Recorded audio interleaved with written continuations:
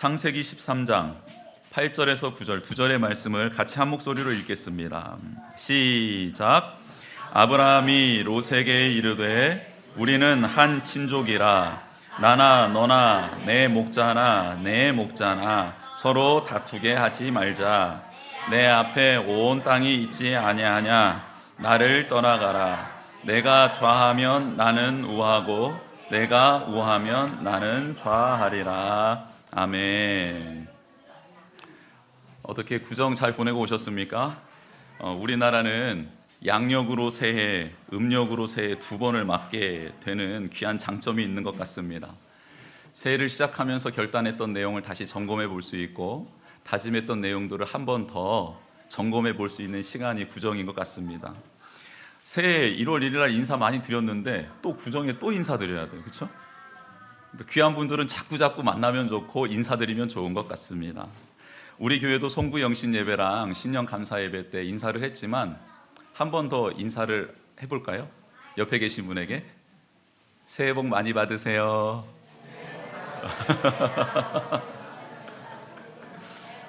새해 복 많이 받으라고 하면 좀 이렇게 욕심이 좀 생기는 것 같기도 하고 또 세상 사람들과 좀 이렇게 구별이 안 되는 것 같아요. 그래서 한 번 더 이렇게 고백했으면 좋겠습니다. 주님이 주시는 복 많이 받으세요. 아멘. 주님의 복이 어디에 있습니까? 성경에 다 나와 있죠? 그래서 한 번 더 이렇게 인사했으면 좋겠습니다. 올해 성경 일독으로 은혜 충만하세요.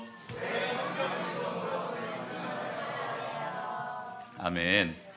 잠언 28장 25절에 이런 말씀이 있습니다.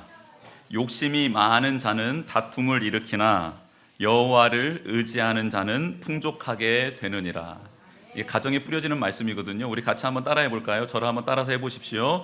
욕심이 많은 자는 다툼을 일으키나 여호와를 의지하는 자는 풍족하게 되느니라. 아멘. 풍족하게 되고 싶으신 분들은 저를 한번 쳐다봐 주십시오. 저를 안 쳐다보시는 분이 두 분 있으시네요. 그러면 욕심이 많아지고 싶은 사람이 있으면 땅을 한번 쳐다보십시오. 다 고개를 빳빳이 드시는군요. 네. 야고보서 1장 14절 15절에는 또 이런 말씀이 있어요. 한번 잘 들어보십시오.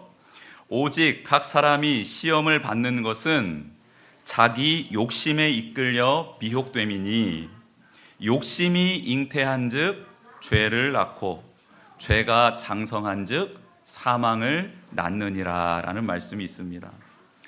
여러분, 사탄이 참 좋아하는 마음이 있습니다. 그게 무엇이냐면 욕심입니다. 그래서 그 욕심이 있는 사람을 사탄은 미혹합니다. 미혹이라는 뜻은 무엇이냐면 마음을 흐릿하게 만든다라는 뜻이 있고요, 정신을 혼미하게 만든다라는 뜻이 있습니다. 욕심이 있는 사람에게 찾아와서 사탄이 하는 일은 마음을 흐리게 만들어 버리는 거예요. 정신을 혼미하게 만드는 겁니다. 내가 무엇을 바라고 있는지, 무엇을 향해 가고 있는지, 어떤 행동을 하고 있는지 전혀 알지 못하게 만든다라는 것입니다. 결국 사탄은 욕심을 품은 우리를 죄를 짓는 자리에 서게 하고 작은 죄부터 시작하여서 그 죄가 잉태됨으로 말미암아 장성함으로 말미암아 사망에 이르는 데까지 그 자리까지 취해서 가게 만든다라는 것입니다. 오늘 잠언 28장 25절의 말씀은 욕심이 있는 사람의 특징 한 가지를 말해주고 있는데 그게 무엇인가 하면 다툰다라는 것입니다. 다툼은 의견이나 이해가 달라서 옥신각신 싸우는 것을 다툼이라고 말하는데 그 핵심에는 무엇이 있냐면 자기 주장과 생각만 옳다라는 자기애가 있습니다. 내 삶의 주인이, 이 세상의 주인이 바로 나라는 착각 속에서부터 나오는 게 무엇이냐면 다툼입니다. 상대방을 존중히 여긴다면, 사랑한다면, 배려한다면 나타나지 않는 다툼은 욕심에 근거하여, 자기애에 근거하여 나타나게 된다, 성경은 말씀하고 있습니다. 오늘 본문에도 사탄이 좋아하는 욕심이 들어가 다툼이 일어나는 장면이 등장하고 있습니다. 아브라함의 목자들과 조카 롯의 목자들이 다투고 있습니다. 그들의 다툼은 그들의 다툼에서 끝나지 않습니다. 왜냐하면 그들의 주인의 소유를 지키고 있는 자들이기 때문에 그렇습니다. 그래서 아브라함은 그것을 알고 그들의 다툼이 곧 우리의 다툼으로 번져갈 것이다라는 것을 예상하고 말을 합니다. 그런데 왜 그들 안에는 이렇게 다툼이 일어나게 된 것일까요? 오늘 읽진 않았지만 창세기 13장 1절 2절에 그 답이 나와 있습니다. 우리 창세기 1장 13장 1절 2절 한번 보도록 하겠습니다. 제가 읽어드리겠습니다. 아브라함이 애굽에서 그와 그의 아내와 모든 소유와 롯과 함께 네겝으로 올라가니 아브라함에게 가축과 은과 금이 풍부하였더라. 아멘. 여러분, 창세기에서 처음으로 등장하는 풍부라는 단어가 13장 2절에 등장하고 있습니다. 아브라함은 하나님의 명령을 받아서 하란에서부터 75세에 하나님이 지시하시는 땅, 가나안 땅으로 이동하게 되었습니다. 그런데 그 땅에 오자마자 그 땅에 기근이 들어서 도착한 곳은 세겜이었는데 세겜에서 베델 남쪽으로, 베델에서 헤브론 네게브 지역 사막 지역으로 또 남쪽으로 이동, 그리고 기근이 더 심해져서 이제 곡창지대인 애굽 나일강 삼각주지대로까지 옮기게 되었다라는 것입니다. 그런데 애굽으로 들어가려 하니까 아브라함이 하나 걱정이 생긴 겁니다. 뭐냐면 아내 사레가 너무 예쁜 거예요. 우리 집사님들처럼, 권사님처럼, 우리 청년들처럼 너무 예쁜 거예요. 한 분도 동의하지 않는군요. 역시 정직한 자에게 하나님이 귀한 은혜를 베풀어 주실 줄 믿습니다. 너무 예뻐서 아내에게 이렇게 말을 합니다.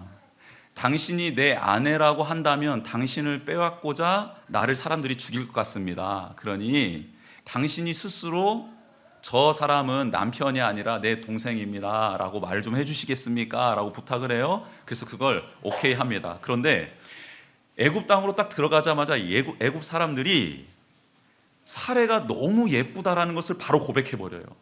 그리고 바로의 신하들 고관들이 그 소문을 듣고 와서 보니까 진짜 예뻐요. 그리고 바로한테 말했더니 바로가 와서 봤더니 바로가 봐도 사레가 너무 예쁜 겁니다. 그래서 사레를 자기 아내로 얻고자 바로가 사레를 궁으로 오라 그러고요. 그 대가로 아브라함에게 무엇을 주냐면 양과 소와 노비와 암수 나귀와 낙타를 줍니다. 즉 아브라함이 이렇게 부자가 된 이유는 누구 때문이에요? 아내 사레를 뭐 했기 때문이에요? 팔았기 때문이에요. 여러분, 이 재물, 이 부는 아브라함에게 있어서 치욕적인 부이고 하나님 입장에서 봤을 때 불순종한 자의 복이었다라는 것입니다. 바로의 집에 끌려 들어간 사레, 그러나 하나님께서 아브라함의 이 불순종, 불신앙의 부도덕한 이 모습을 감싸 안아주시고 그를 다시 아브라함의 품으로 인도해 주십니다. 그렇게 하나님께서 역사하시면서 바로에게 무슨 재앙을 내리셨는지는 모르겠지만 큰 재앙을 내리세요. 그랬더니 바로가 깜짝 놀라서 아브라함을 찾아와서 너 왜 나를 속였냐? 너의 아내를 왜 누이라고 속였냐? 그래서 나로 하여금 왜 범죄하게 하였느냐? 애굽 백성들아, 사레는 누이가 아니라 아브라함의 아내였다라고 공식적으로 발표를 합니다. 아브라함보다 더 도덕적인 사람이 바로였습니다. 죽을 것 같았지만 죽지 않고요, 도덕적으로 뭔가 해이할 것 같은 애굽의 왕 바로가 그보다 더 도덕적이었다는 사실은 무엇을 말해줍니까? 사랑하는 믿음의 사람들아, 걱정하지 말아라, 근심하지 말아라. 네가 미리 근심한다고, 네가 미리 두려워한다고 그 일들이 해결되는 것이 아니다. 내가 너와 함께함으로 너를 지키겠다라는 하나님 사인 아니겠습니까? 그렇게 풀려난 사례, 아브라함, 애굽왕 바로가 떠나라고 합니다. 떠나라고 하면서 내가 줬던 거 도로 내놔 하지 않고요, 그 모든 소유와 함께 그들을 내보냅니다. 그래서 소유가 늘어나게 되었다라는 겁니다. 여러분, 아브라함이 애굽에 내려가서 소유만 부하게 되었을 뿐만 아니라 한 가지 또 말씀을 읽다 보면 중요한 사람 한 사람을 얻게 되는데, 사레의 몸종인 애굽 사람 하갈을 얻게 됩니다. 이 애굽 땅에서. 그런데 그 땅에서 얻게 된 이 두 가지 큰 것 있잖아요. 몸종이었던 하갈과 재물, 이 두 가지 때문에 아브라함은 고통을 당합니다. 그렇죠? 하갈을 통해 얻게 된 이스마엘, 결국은 그 가정에서 쫓겨나가게 됩니다. 그렇죠? 너무 가슴 아픈 일이었어요.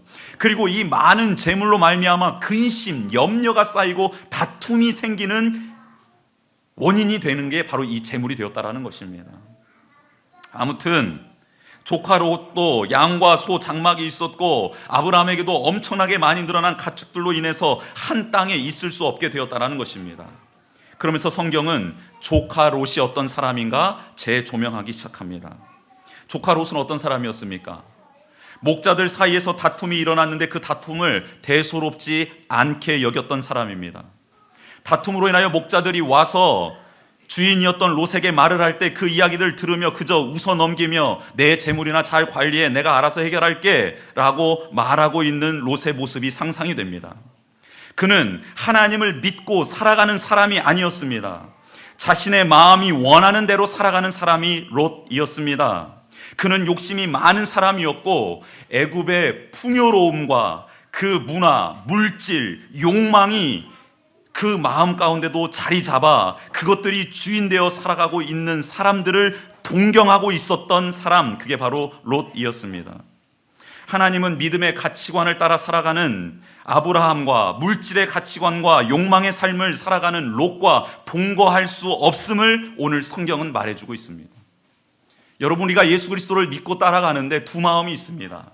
하나님을 온전히 의지하고 싶고 따라가고 싶은 마음이 있습니다. 그런데 또 한 마음에는 무엇이 공존합니까? 이 세상이 주인 행세하고 있는 사탄을 의지하며 사탄의 말대로 세상 속에서 이익을 바라며 물질을 추구하며 살아가고 싶은 이 두 마음이 있다라는 것입니다. 그런데 하나님은 그 두 마음이 공존할 수 없다라고 정확하게 말씀하고 있습니다. 세상의 주인 행세하고 있는 사탄을 의지하지 말라라고 정확하게 말씀하고 있습니다. 세상을 창조하고 다스리고 있는 것은 사탄이 아니라 나 하나님 여호와다라고 말씀하고 있습니다. 나를 의지하여라 라는 하나님의 음성을 듣는 저희 모두 되기를 축복합니다. 아브라함은 하나님이 싫어하는 욕심에 근거한 다툼을 빨리 뿌리 뽑아버리고 싶었습니다. 그래서 하나님의 뜻을 따라 모든 사람과 화목하기를 위해서 그가 할 수 있는 일을 선택합니다. 그게 무엇입니까? 바로 내려놓음입니다. 물질을 내려놓습니다. 땅도 내려놓습니다. 재물도 내려놓습니다. 심지어 자기의 권리와 힘마저도 내려놓습니다. 그렇게 해야 다툼이 사라지는 것을 알고 있었기 때문입니다. 그래야지만이 하나님이 주시는 평안을 누릴 수 있게 된다는 사실을 깨달았기 때문입니다. 그는 하나님의 말씀 따라 옮기는 자리마다 제단을 쌓고 하나님의 이름을 불렀던 사람입니다. 오늘 또 이렇게 어렵고 힘든 순간에 자신의 마음의 제단을 쌓기 시작합니다. 하나님 도와주십시오. 롯이 너무나 미워집니다. 어떻게 내 조카인 롯이 나에게 감히 대들 수 있습니까? 어떻게 목자들끼리의 다툼에 있었으면 그것을 중재하고 나서야지 그것을 어떻게 즐기고 있습니까? 내가 움직일 때까지 기다리고 있는 롯이 너무 믿습니다. 나로 인하여 치부하게 되었는데, 나의 것을 나눠주어서 저 조카가 저렇게 부하게 되었는데 어떻게 나에게 이럴 수 있습니까? 그런데 하나님, 저도 눈에 보이는 나의 양떼가, 소떼가, 나탁떼가 너무나도 아깝습니다. 얘네들이 잘 먹고 잘 살아서 부유해졌으면 좋겠습니다. 저도 눈에 보이는 이 좋은 땅을 갖고 싶습니다. 그런데 하나님, 이 모든 것이 하나님께로부터 왔다라는 사실을 제가 잊지 않기를 원합니다. 언제든지 다른 민족들이 쳐들어와서 약탈해가면 그뿐인 것이 저의 재물들 아니겠습니까? 하나님, 애굽에 갔을 때 바로왕이 저를 죽였어도 됐는데 저를 풀어준 것 하나님의 전적인 은혜 아니었습니까? 하나님, 하나님께서 저를 지켜주고 있음을 더 신뢰하게 해주십시오. 제가 미워하고 있는 이 롯이 제 마음 가운데서 나가게 도와주십시오. 제가 바라보고 있는 이 물질의 소유욕이, 저도 잘 되고 싶은 이 명예욕이 하나님 제 마음 가운데 자리 잡지 않고 나갈 수 있도록 도와주십시오. 지금 아브라함은 롯과의 대화하는 이 장면에서 하나님 아버지 앞에 마음속에 제단을 쌓고 있었다라는 것입니다. 하나님은 아브라함에게 이렇게 말씀하셨지요. 너는 너의 고향과 친척과 아비의 집을 떠나 내가 너에게 보여주는 땅으로 가라. 예, 맞습니다. 그 말씀을 받고 지금 이 자리에 서 있는 것입니다. 그런데 그에게는 지금 유일한 친족 롯의 가정이 함께하고 있었습니다. 하나님은 아브라함이 모든 친척을 떠나고 고향을 떠나고 아버지의 집을 떠나기를 원하셨습니다. 왜냐하면 그 문화 가운데 있었던 사람들과 섞여 있거든 그에게 온전한 믿음이 자랄 수 없음을 알았기 때문입니다. 온전히 하나님만을 의지해야 된다. 온전히 너는 나만을 의지해야 된다. 그래야 살 수 있다. 고향과 친척과 아버지로부터 누릴 수 있었던 것을 모든 것을 포기하고 오직 나만을 바라볼 때 나로부터 오는 은혜와 복을 누리게 되며 천지의 주인인 나로부터 얻게 되는 소유를 누리게 되며 인생의 창조자 되신 나로부터 너를 돕고 함께할 사람들을 만나게 될 것이다. 내가 너를 세워갈 것이다 라고 하나님께서 말씀해 주고 계시는 것입니다. 롯은 아브라함과 함께할 수 없는 사람이었습니다. 아브라함이 롯을 불러서 모든 것을 내려놓고 아브라함에게 롯에게 선택권을 줍니다. 선택권을 부여잡은 롯은 마땅히 이게 무슨 일입니까? 저는 그럴 수 없습니다. 이거 가져가세요, 큰아버지. 저는 절대 이렇게 할 수 없습니다라고 그 선택, 그 모든 힘과 권한을 다시 돌려주었어야 합니다. 그런데요, 욕심이 많았던 롯은 그 선택권이, 그 힘이, 권한이 자기 손에 딱 쥐어지자 10절처럼 말을 합니다. 이에 롯이 눈을 들어 요단 지역을 바라본즉 소알까지 온 땅에 물이 넉넉하니 여호와께서 소돔과 고모라를 멸하시기 전이었으므로 여호와의 동산 같고 애굽 땅과 같았더라라고 말하고 있습니다. 여러분, 롯에게 고난이 주어지자마자 했던 행동 뭡니까? 눈을 들어 땅을 쳐다보기 시작합니다. 자신이 삶의 주인이 되어 살아가는 자의 전형적인 모습입니다. 기회와 권한이 주어지면 눈을 들어 하나님을 바라보고 그분께 물어야 함에도 불구하고 하나님을 의지하지 않는 자는 하나님을 아랑곳하지 않고 자신의 관점대로 보고 그대로 행동하기 때문에 그렇습니다. 히브리서에는 아브라함은 보이지 않는 자를 보는 자처럼 여겼다. 그래서 참았다라고 말하고 있습니다. 아브라함은 보이지 않는 하나님을 마치 보이는 자처럼 인식하며 그로 말미암아 그분을 바라봄으로 말미암아 참았다라고 성경은 말하고 있습니다. 그러나 롯은 안목의 정욕을 따라 이끄는 대로 선택하며 나아가고 있습니다. 그는 물이 넉넉한 곳, 그래서 마치 자신이 마음속에 동경하고 있는 애굽 사람들처럼 살아가고 있는 그 땅, 그곳을 선택합니다. 그의 마음속에는 애굽이 있었던 것입니다. 애굽 땅, 그 물질의 부요함, 욕망을 따라 살아가는 자유로움이 하나님이 주시는 복이라고 착각하고 있었다라는 것입니다. 그것들을 마음에 담고 있었던 그는 그런 꿈을 꾸며 그렇게 선택하며 나아가고 있습니다.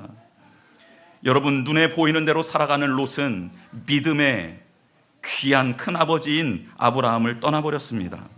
믿음으로 살아가는 자와 함께 할 수 없었던 것입니다. 자신은 욕망을 따라 살아가는데 믿음을 따라가는 사람과 함께 할 수 없었던 것입니다. 그렇게 떠난 롯은 큰 도시들을 하나하나 섭렵해 가기 시작하고 장막을 옮겨 결국 소돔까지 이르게 됩니다.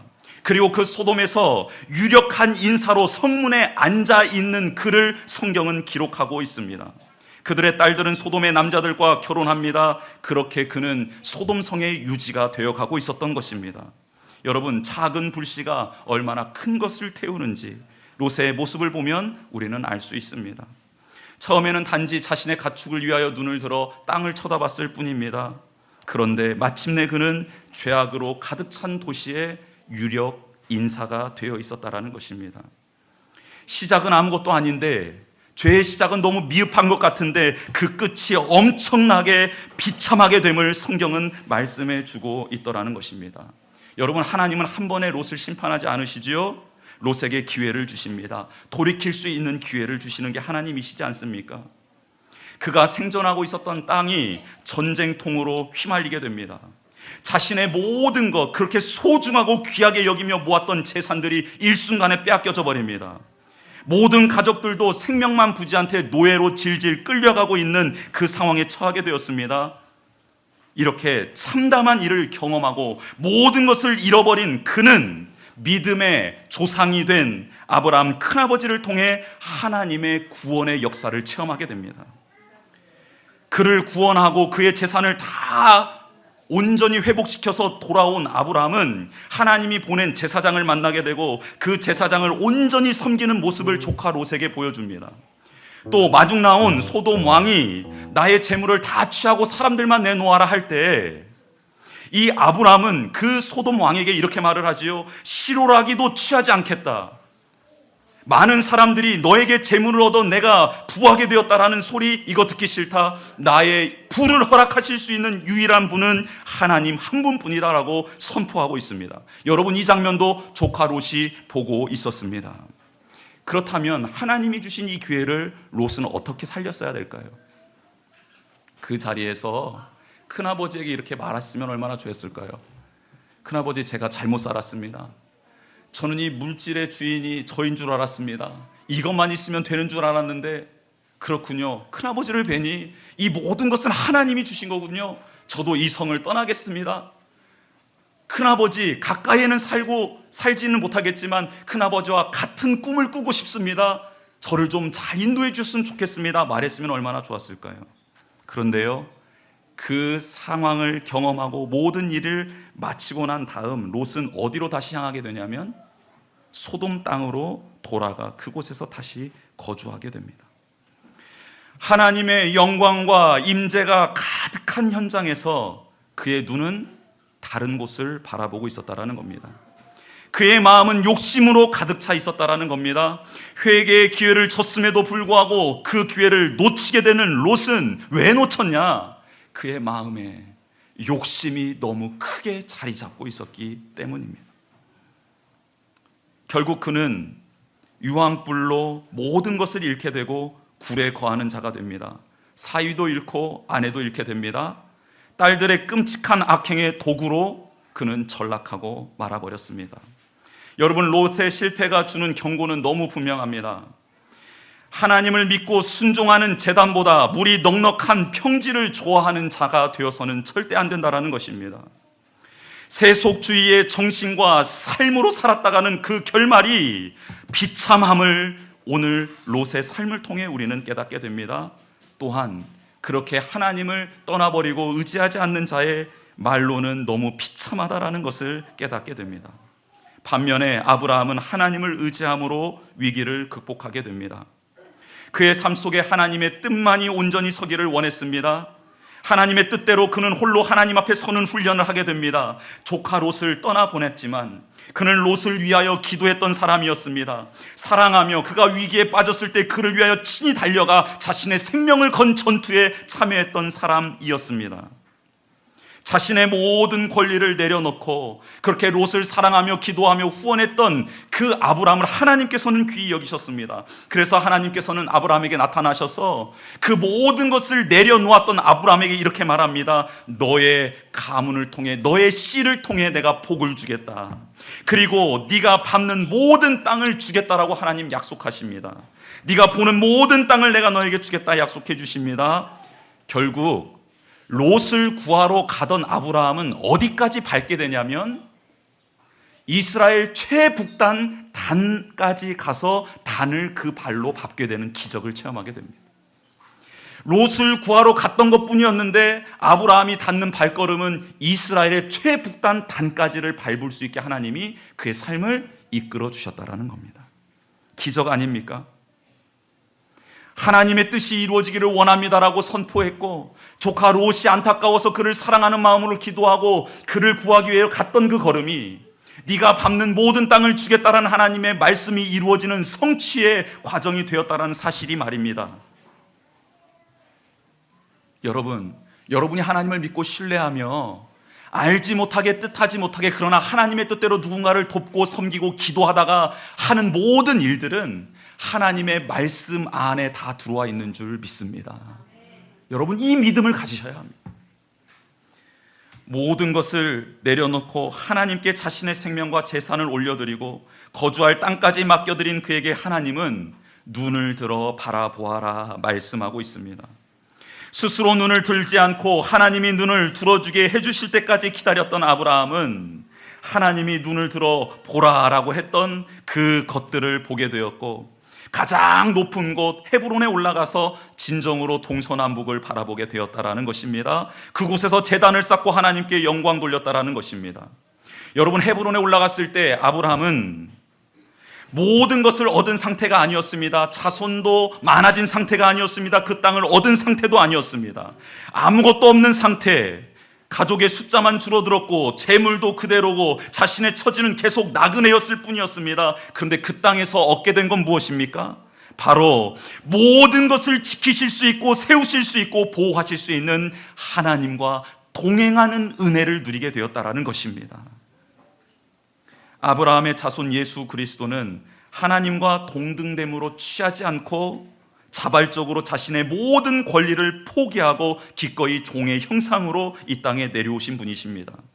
하늘과 땅의 모든 권세를 가졌음에도 불구하고 그 모든 것들을 내려놓고 도살장에 끌려가는 어린 양처럼 아무 말 하지 않고 끌려가셨던 분이 바로 예수 그리스도이십니다. 아무 죄도 없으신 예수님은 우리 죄 때문에 십자가에 죽기까지 순종하신 분이십니다. 12군단이나 되는 천사를 호령할 수 있었던 분이었음에도 불구하고 자신들을 조롱하는 자들, 핍박하는 자들, 무시하는 자들에게 어떠한 권한도 행사하지 않고 모든 권리를 포기한 채 하나님의 말씀 따라 십자가에 매달리셨습니다. 예수 그리스도를 주인으로 모신 자들, 예수 그리스도를 따르는 자들이 어떻게 살아야 할지 예수님은 우리에게 본을 보여주신 것이죠. 부활하신 예수님은 모든 권세를 가지시고 예수 그리스도를 따르는 자들을 성령님을 보내주심으로 말미암아 함께하고 계십니다. 우리 안에 예수님을 주인으로 모시고 예수님을 닮아갈 수 있도록 성령님이 우리 가운데 역사하고 계시는 줄 믿습니다. 우리의 눈을 들어 욕심을 따라가지 않았으면 좋겠습니다. 모든 것의 주인 되신 하나님을 의지하며 하나님의 말씀을 따라 눈을 들어 보게 되는 은혜가 있기를 주님의 이름으로 축복합니다. 여호와를 의지하는 자는 풍족하게 됩니다. 기도하겠습니다.